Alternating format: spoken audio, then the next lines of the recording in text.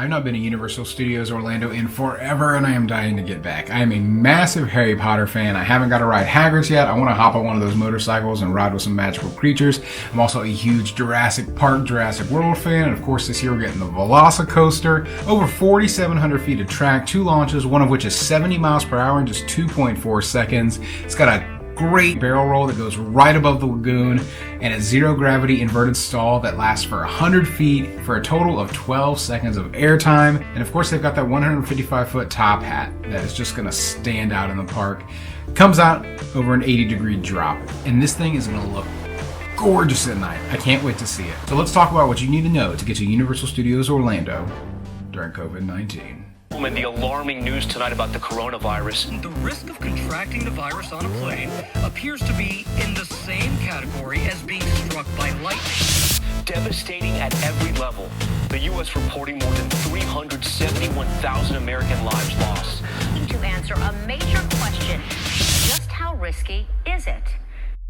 Okay, if you're thinking about going to Universal Studios, the first thing you need to do is download the official Universal Orlando app. It's going to be great for you while you're in the parks. There's free Wi-Fi in the parks and in City Walk, so you don't have to worry about using your data. You're going to need this app when you go. It lets you mobile order. It lets you sign up for virtual lines if they're doing them. If you're going to Volcano Bay, you can set up tap to pay there. You need to download the app. It's important to note that they are not doing a reservation system. Most theme parks that are open right now, Disney, your local theme parks, a lot of them are doing reservation systems. Universal is not doing that, although they still have limited attendance. So you want to get up, you want to get there early. When you get to the park, note that they're going to be staggering your parking just to allow for social distancing on the way in. When you get up to the park, they are going to scan your temperature. All staff and all guests have to have their temperatures taken. The magic number is 100.4. If you are 100.4 degrees or higher, you will not be allowed into the park. Now, what's it like in the park? Masks. You have to wear your mask at all times in the park, unless you're going on a water ride, a ride that has a lot of water going on. They don't make you wear your mask then.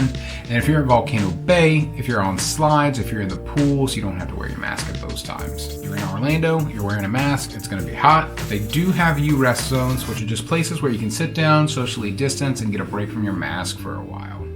In the park, they're doing lots of things to keep you safe. Social distancing, enhanced cleaning, they're doing virtual lines for some attractions, and they've incorporated a lot of contactless payment options. So you want to make sure you have that official Universal Orlando app. You want to get that downloaded so you can take advantage of all those things that are going on. Also, I know a lot of people are concerned about what kind of rides are open. At this point, most of the rides are open. Some things have permanently closed, such as Barney. Rest in peace. I loved Barney when I was a kid. Also, a couple high-touch things haven't opened back up, like Five Folds Playland. That's still closed down for the kids, just because it wouldn't be really safe to have those things open right now. That's pretty much everything you need to know about the parks. Make sure you go, have a good time, stay safe, socially distance, wear a mask, all the usual stuff. Now, I love staying on property just because of the ease of transportation to the parks. If you're thinking about staying on property, you just want to be aware of a couple things that are going on. First of all, of course, you have to wear masks, face coverings when you're in those buildings, when you're in the hotels, except for when you're in your room. Anytime you're in public places, you're going to have to wear a mask. That's going to be pretty much the same for any hotel that you're going to right now. Universal does ask that you self-screen for symptoms, COVID symptoms, just let them know. Now, there are daily temperature checks that you're going to have to go through. If you're going to the parks, you're going to deal with it anyways.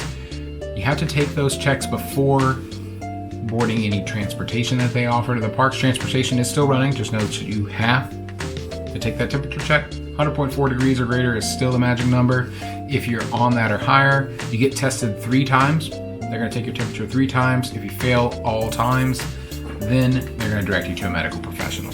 Now, the hotels themselves are doing a lot of enhanced cleaning, high-touch surfaces. They're making sure everything's clean for everybody. They're also offering some special things, lots of contactless experiences. There's a lot of hotel texting services that they're offering right now. So if you need more towels, you need something like that, you can text the hotel and they'll bring those up and they'll drop that off for you.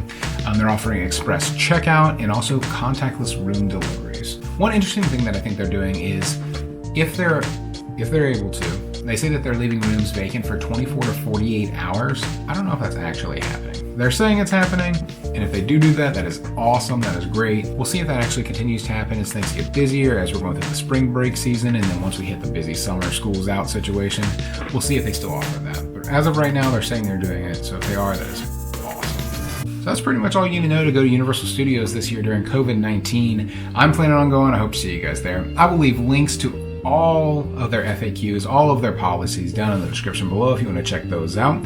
If you want to hit that like button, of course, we'd appreciate it. Feel free to subscribe, like every YouTuber says. We'd love to have you part of our travel family. But I think with all that being said, Universal COVID Travel Guide, well, been there, done that. I'll see you guys in the parks.